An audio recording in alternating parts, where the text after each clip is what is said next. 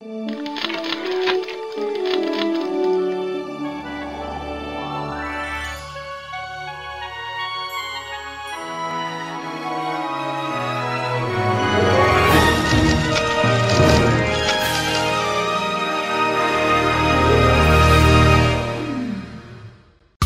Pagi Gereja Oikos Online.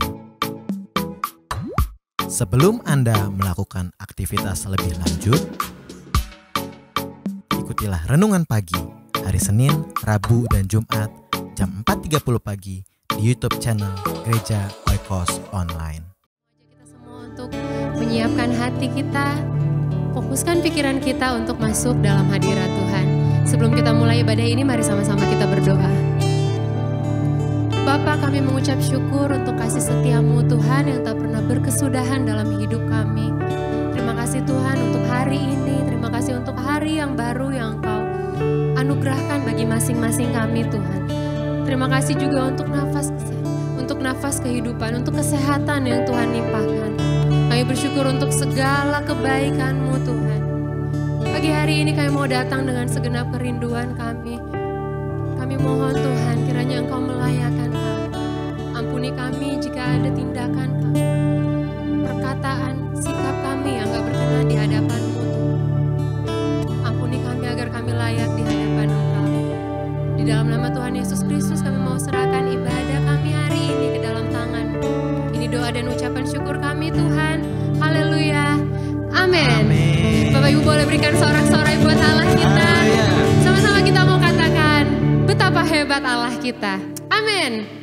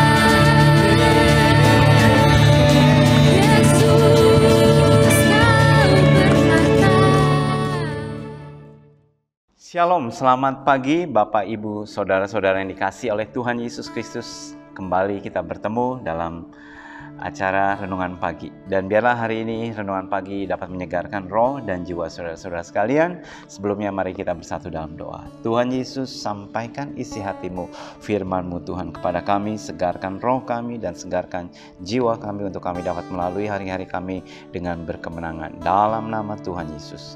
Amin. Firman Tuhan masih terambil dalam kitab Kejadian pasal 1 ayat 26.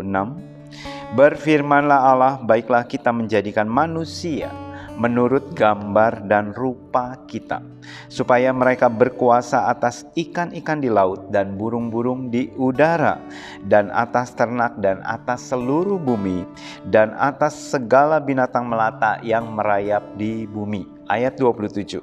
Maka Allah menciptakan manusia itu menurut gambarnya, menurut gambar Allah diciptakannya dia, laki-laki dan perempuan diciptakannya mereka. Ayat 28. Allah memberkati mereka. Ya, sampai di situ saja.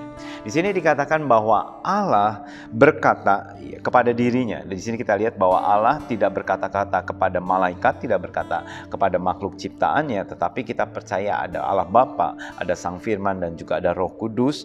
Baiklah kita menjadikan manusia menurut gambar dan rupa kita. Di sini saudara melihat bahwa di ayat 27 Allah menciptakan pria dan wanita. Tetapi kalau saudara lihat di dalam Kejadian pasal 2 di ayat 8 dan selanjutnya, di situ Allah hanya menciptakan Adam saja, Hawanya belum. Dan terus kemudian baru Hawa diciptakan dari tulang rusuk Adam. Apakah ini dua penciptaan yang berbeda? Tentunya tidak demikian. Allah hanya menciptakan manusia hanya satu kali, tidak ada penciptaan ulang. Dengan kata lain, yang saya percaya adalah Kejadian pasal 1 adalah berbicara tentang kesimpulannya, dan terus kemudian pasal 2 lebih detail, lebih diperjelas lagi bagaimana proses penciptaan Adam dan Hawa. Nah, di sini poin yang saya ingin sampaikan adalah berfirmanlah Allah. Jadi Sang Firman yang menciptakan manusia, saudara dan saya diciptakan adalah produk daripada firman Allah. Artinya keberadaan saudara dan saya itu atas dasar dari pikiran firman Allah, Bapa dan Roh Kudus. Mereka bersatu, bersehati untuk membentuk manusia, untuk berkuasa atas segala binatang ciptaannya. Jadi kita tahu bahwa kita diciptakan oleh Allah. Karena kita diciptakan oleh Allah, maka kita harus menyadari siapa Sang Pencipta kita. Namun sayangnya manusia atau Adam dan Hawa, mereka lebih memilih untuk jatuh ke dalam dosa. Dengan kata lain, mereka lebih memilih untuk tidak mematuhi Allah, sehingga setelah itu selanjutnya adalah seluruh keturunan manusia berada di dalam kutuk dosa dan maut. Tetapi Sang Firman, yaitu Tuhan Yesus, Dia datang menjelma menjadi manusia untuk membawa kembali manusia datang kepada Dia, datang kepada Allah, dan Dia menebus manusia dengan harga tebusan yang mahal, yaitu nyawanya sendiri, yaitu darahnya, sehingga manusia bisa dibebaskan, bisa diselamatkan, dan bisa datang kembali kepada Allah. Dan di sini yang kita bisa renungkan antara penciptaan manusia dengan peristiwa waktu Yesus ada di muka bumi. Apa hubungannya antara Yesus yang menciptakan manusia dan terus kemudian pada waktu Yesus di muka bumi? Nah, kalau saudara perhatikan, tidak ada nabi-nabi di Perjanjian Lama yang melakukan mujizat sebesar yang Tuhan Yesus lakukan. Karena Yesus bukan sekedar nabi julukannya, karena Dia adalah Sang Firman yang menjelma menjadi manusia. Dia adalah Sang Pencipta yang menghampakan dirinya, mengosongkan dirinya untuk menjelma menjadi manusia yang penuh dengan kelemahan sama seperti kita manusia. Kalau saudara katakanlah saudara membeli sesuatu barang. Saudara mungkin beli rice cooker. Ada garansi setahun. Waktu saudara pakai 2-3 kali, ternyata sesuatu terjadi, rusak rice cooker. Apa yang saudara lakukan? Saudara langsung buang? Tentu tidak, karena masih ada garansi. Saudara pergi ke tokonya atau ke pabriknya untuk minta dibetulkan direparasi atau diperbaiki, atau bahkan mungkin diganti baru, ya seperti tergantung dari kebijakan mereka. Pada kalau misalnya mereka lihat kerusakannya kecil atau apa, ya mereka betulkan yang rusak tersebut dan dikembalikan kepada saudara dalam bentuk keadaan yang sudah baik. Ya, kalau ada sesuatu yang rusak, kita kembalikan lagi kepada dealernya, kepada orang yang memiliki otoritas atau pabriknya untuk dibetulkan. Kalau ada sesuatu yang terjadi salah di dalam kehidupan kita, ada sesuatu mungkin gangguan di dalam kehidupan kita, adalah sangat tepat sekali kita kembali datang kepada Sang Pencipta. Kita datang kembali kepada Yesus yang menciptakan kita, menciptakan saudara dan saya. Pada waktu Yesus di muka bumi, Yesus membetulkan, banyak sekali dia mereparasi kehidupan manusia. Manusia yang tidak beres dia reparasi, mulai dari pikirannya, konsep pemikiran yang salah, tentang kekhawatiran, tentang hari esok. Yesus perbaiki reparasinya, jangan kamu khawatir akan hari esok. Kesusahan satu hari cukup satu hari. Direparasi, diperbaiki pemikirannya, pola pikirnya. Pada waktu dia melihat ada yang sakit, under diri orang ini something wrong, ada sesuatu yang salah. Matanya tidak bekerja dengan baik, dan Yesus menyembuhkan mata orang buta tersebut. Pada waktu ada orang tuli datang kepada dia dan ada orang yang membawanya, ada orang lumpuh, orang sakit, Yesus melihat ini tidak berjalan sebagaimana mestinya. Aku menciptakan dalam keadaan sempurna, dan dia, Yesus sebagai tukang reparasi atau dia sebagai penciptanya, dia yang memprakarsai pembentukan manusia, maka dia memperbaiki semuanya. Semuanya, orang buta, orang lumpuh, orang tuli, orang yang stroke, mereka datang kepada Yesus dan Yesus memperbaikinya. Kita lihat salah satu contohnya dalam Markus pasal 5 ayat 23. Ini adalah kisah tentang Yairus, seorang daripada pemuka agama, dan dia anaknya sedang sakit sekarat. Markus 5 ayat 23. Ayat 22 lebih baik saya baca. Datanglah seorang kepala rumah ibadat yang bernama Yairus. Ketika ia melihat Yesus, tersungkurlah ia di depan kaki Yesus.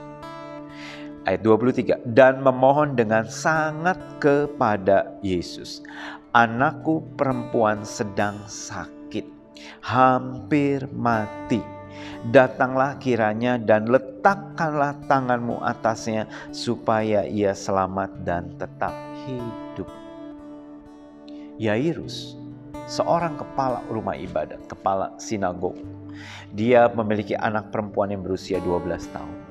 Dan dia katakan bahwa anakku sedang sekarat dan hampir mati. Tolong datang, tolong reparasi hidupnya, tolong perbaiki, tolong sembuhkan anak saya. Yairus datang ke tempat yang tepat. Dia datang tidak ke Yohanes Pembaptis, dia datang tidak kepada para nabi atau siapapun juga mungkin saat itu yang menjadi utusannya Tuhan, tetapi dia datang kepada pribadi yang tepat, yaitu Yesus. Dia adalah Sang Pencipta. Dan terus kemudian Yesus datang dan membangkitkan dan menyembuhkan anak Yairus tersebut dengan kemahakuasaannya, dengan kuasanya yang tidak terbatas. Maka Yesus memperbaiki organ-organ tubuh yang rusak, segala sesuatu yang tidak benar dia perbaiki, karena dia adalah yang menciptakan kita semua. Jadi apa yang terjadi dengan saudara pada saat ini, mungkin terjadi kekacauan di dalam tubuh saudara. Banyak sel-sel yang bekerja dengan tidak semestinya. Autoimun atau imun sistem saudara kacau balau, bahkan menyerang tubuh saudara sendiri.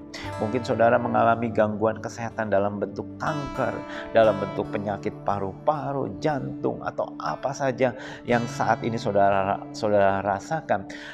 Tubuh saudara tidak bekerja pada semestinya. Adalah baik kita mencontoh Yairus. Kita datang kepada Sang Pencipta kita. Kita datang kepada juru reparasi. yang memperbaiki, technician. Kita datang, Tuhan, tubuhku ini lagi rusak. Lagi ada gangguan kesehatan, gangguan pencernaan Tuhan. Gangguan Tuhan di dalam penyakit dalam. Tuhan tolong reparasi Tuhan. Tuhan tolong sembuhkan. Letakkan tangan-Mu Tuhan. Reparasikan Tuhan. Dan Yesus tidak keberatan. Pada saat dia melihat Yairus menangis tersungkur, Yesus menghampiri Yairus dan dia berkata, aku akan pergi ke rumah kamu. Dan Yesus membangkitkan Yairus, anak Yairus. Hal yang sama pada hari ini. Apapun juga pergumulan saudara. Mungkin masalah kesehatan. Mungkin masalah pola pikir yang tidak selaras dengan firman Tuhan. Tuhan ingin memperbaikinya. Atau mungkin masalah-masalah lain yang terjadi dalam kehidupan saudara. Yang saudara rasakan, aku tidak berdaya Tuhan. Aku tidak bisa mengatasinya ini. Adalah baik kita datang kepada Sang Pencipta. Kalau Bartimeus, seorang buta, dia berkata, have mercy on me, son of David. Anak Daud, Mesias, anak Daud, kasihanilah aku. Dia menjerit, berteriak. Murid-muridnya atau orang banyak melarang Bartimeus untuk berteriak. Tetapi dia tahu, kapan lagi saya bisa disembuhkan? Kapan lagi saya bisa melihat? Kecuali sekarang. Tuhan Yesus datang hari ini melalui tempat ini itu jarang-jarang. Belum tentu setiap hari, belum tentu seminggu sekali, belum tentu sebulan sekali. Saya harus berteriak sekerasnya supaya Yesus berhenti, supaya Yesus menoleh, supaya Yesus memperbaiki kondisi saya. Dan teriakan Bartimeus didengar oleh Yesus. Dia berhenti. Tadinya dia berjalan, dia berhenti, dan terus dia datang menghampiri Bartimeus dan mencelikan matanya yang buta. Tidak ada yang mustahil bagi Yesus. Tidak ada yang mustahil bagi kita yang percaya di dalam namanya. Hari ini apa yang menjadi pergumulan Bapak Ibu Saudara sekalian? Datang kepada juru reparasi yang teruji, Yesus Kristus, Sang Pencipta kita. Apapun yang terjadi dengan dalam kehidupan kita, entah masalah apapun juga yang terjadi, Dia adalah pribadi yang tepat untuk saudara datang. Yesus adalah pribadi yang tepat untuk saudara hampiri dan menerima pertolongan pada waktunya. Tuhan Yesus memberkati saudara sekalian. Mari kita satu dalam doa. Tuhan, kami serahkan setiap pergumulan daripada umat-Mu. Hal-hal yang salah dalam hidup kami, baik dalam pikiran, dalam gangguan kesehatan. Tuhan, kami datang kepadamu. Kau adalah juru reparasi kami yang handal. Kau adalah pencipta kami. Kau tahu Tuhan apa yang sedang terjadi dengan organ-organ tubuh kami yang saat ini tidak bekerja sebagai mestinya. Mungkin ada umat-Mu yang saat ini mendengarkan firman ini.